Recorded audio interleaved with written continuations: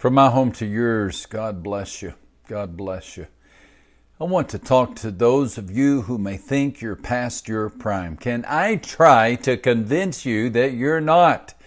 Whatever reason that you may be thinking that your best days are behind you, I just need 7 or 8 minutes to try to convince you otherwise. If you can't stay away, post your prayer needs on the prayer section, and we will gladly pray on behalf. But if you can stay around to take a look at how God used Moses at the most unusual time of his life, I think you'll be glad you did. You remember, he was an Israelite reared in the Egyptian palace. His countrymen were slaves, but Moses was privileged. He ate at the royal table.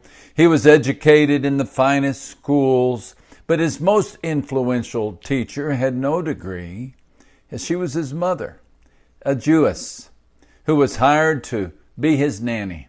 Moses, you can almost hear her whisper to her young son, Moses, God has put you here on purpose for a purpose, and someday you will set your people free. Never forget, Moses, never forget. Moses did not. The flame of justice grew hot in him. It grew hot until it blazed. One time Moses saw an Egyptian beating a Hebrew slave, and Moses killed the Egyptian. The next day Moses saw the Hebrew.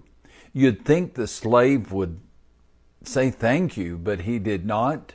Rather than express gratitude, he expressed anger. Will you kill me too? He asked.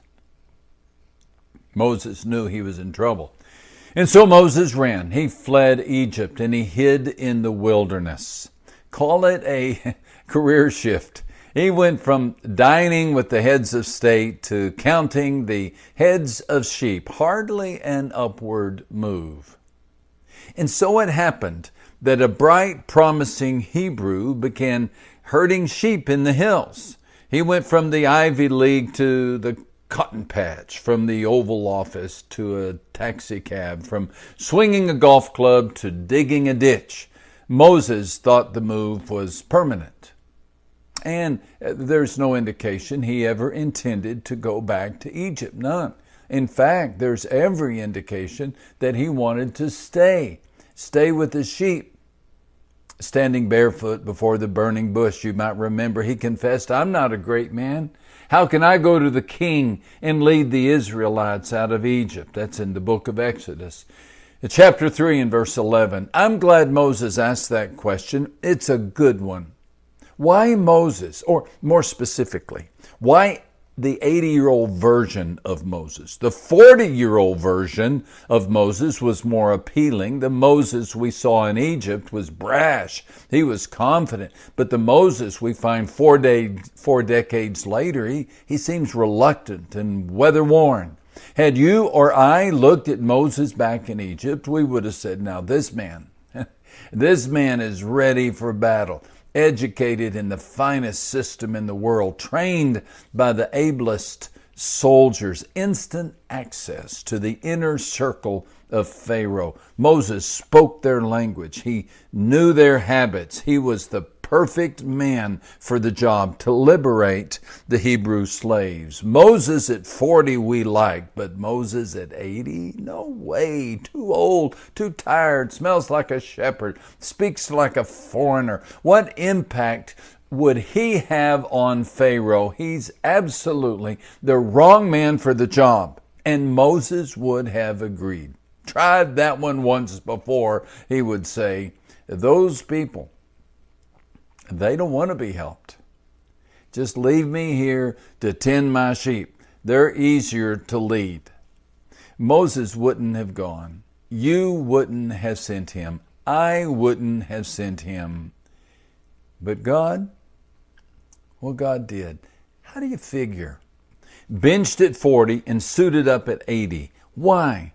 What does Moses know now that he didn't know then? What did he learn in the desert that he didn't learn in Egypt? Well, I can think of a few things. The ways of the desert, for one thing. 40-year-old Moses was He was a city boy. Octogenarian Moses knows the name of every snake and the location of every watering hole. And if he's going to lead millions of Hebrews into the wilderness, he had better know the basics of Desert Life 101. Family dynamics for another. If he's going to be traveling with families for 40 years, it might help to understand how they work.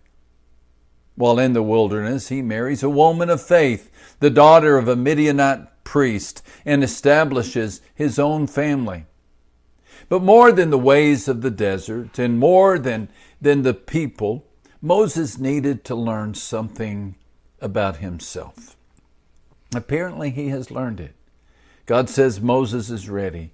And to convince him, God speaks through a bush. Had to do something pretty dramatic to get Moses' attention. It's as if God is saying, all right, school's out. Now it's time to get to work. Poor Moses. He didn't even know he was enrolled, but he was. And guess what? So are you. The voice from the bush is the voice that whispers to you. It reminds you that God is not finished with you yet. Oh, you may think he is. You may think you're past your prime. You may think you've peaked. You may think he's got someone else to do the job. If so, my friend, think again. Don't you love Philippians 1:6?